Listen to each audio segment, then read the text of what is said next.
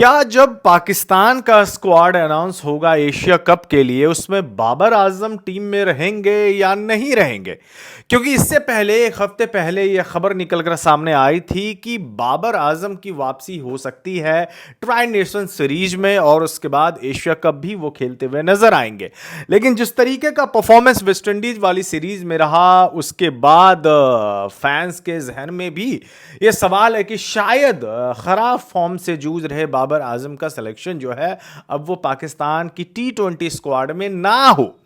ये खबर है और पाकिस्तान की मीडिया जो लगातार ये बातें बता भी रही थी वहां की मीडिया कि शायद बाबर आजम जो है T20 टीम में एज ए बैकअप फखर जमान के वो लौटने वाले हैं, क्योंकि फखर जमान तो इस समय इंजर्ड है, हैमस्ट्रिंग इंजरी है उनको। तो हालांकि खबर यह भी आई कि वो फिट हो चुके हैं और शायद यूएई वाली जो ट्राई नेशन सीरीज है उसमें खेलते हुए नजर भी आए। इसके बावजूद एक खबर आई थी कि फखर के बैकअप के लिए बाबर आजम को टीम में रखा जाएगा, ऐसी खबर आई थी। लेकिन बाबर आजम की इस समय फॉर्म खराब है और आज ही मैंने एक पाकिस्तान का जो जियो सुपर चैनल है उस पर मैंने ये खबर देखी कि बाबर आजम का जो है T20 स्क्वाड में सिलेक्शन नहीं होगा। सेलेक्टर्स को ये लग रहा है कि शायद किसी यंग खिलाड़ी को मौका दे तो वो ज़्यादा बेहतर रहेगा। रिजवान का तो पहले से ही पत्ता कट चुका है स्क्वाड से, रिजवान शायद अब आपको T20 टीम में कभी नज़र भी ना आए। हो सकता है कि जब ये लोग फॉर्म खराब होंगे इन लोगों का या फिर रिजवान ने कुछ ऐसा अनोखा कर दिया, रन्स पे रन्स उन्होंने बनाए, तो शायद उनकी टीम में वापसी हो जाए या बाबर आजम की भी हो जाए। लेकिन बाबर आजम को लेके ये लगातार चर्चा भी हो रही थी कि शायद वो पाकिस्तान की तरफ से एशिया कप में खेलने उतर सकते हैं। लेकिन चूंकि परफॉर्मेंस वेस्टइंडीज वाली सीरीज के बाद ना ऐसा रहा कि अब जो है पाकिस्तान की मीडिया ये बात कह रही है कि शायद इनका सिलेक्शन ना हो, क्योंकि बाबर आजम इस समय खराब फॉर्म से गुजर रहे हैं।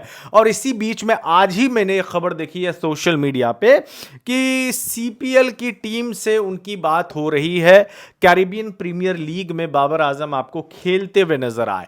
तो कैरिबियन प्रीमियर लीग में अगर बाबर आजम खेलते हैं तो इसका मतलब यह हुआ कि वो एशिया कप में नहीं जा रहे हैं, क्योंकि यूएई में ट्राई नेशन सीरीज भी आपको खेलनी है और जाहिर तौर पे कोई भी बोर्ड या कोई भी टीम होगी तो वो यही चाहेंगे कि जो एशिया कप का उनका स्क्वाड हो वही एक सीरीज, मतलब एशिया कप से ठीक पहले जो सीरीज खेली जा रही है उसमें वो पूरी टीम लेकर चले जो एशिया कप खेलेंगे।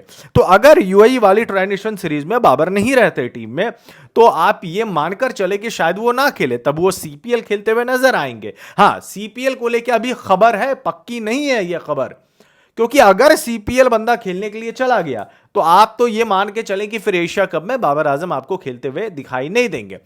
अब सिलेक्शन होना चाहिए नहीं होना चाहिए, क्योंकि रन्स तो इस समय आ नहीं रहे हैं और बाबर आजम का जो बैटिंग मैंने देखी 3 मैच की ओडीआई सीरीज जो अभी हुई है वो आउट ऑफ फॉर्म मुझे नहीं लगे, आउट ऑफ रन्स लगे। और प्लस उनका जो एक मेंटल ब्लॉक है, जो थोड़ा सा ना कॉन्फिडेंस काफी ज्यादा उनका हिला हुआ नजर आया कि उस कॉन्फिडेंस से बल्लेबाजी नहीं कर रहे थे जैसा कि वो पहले किया करते थे।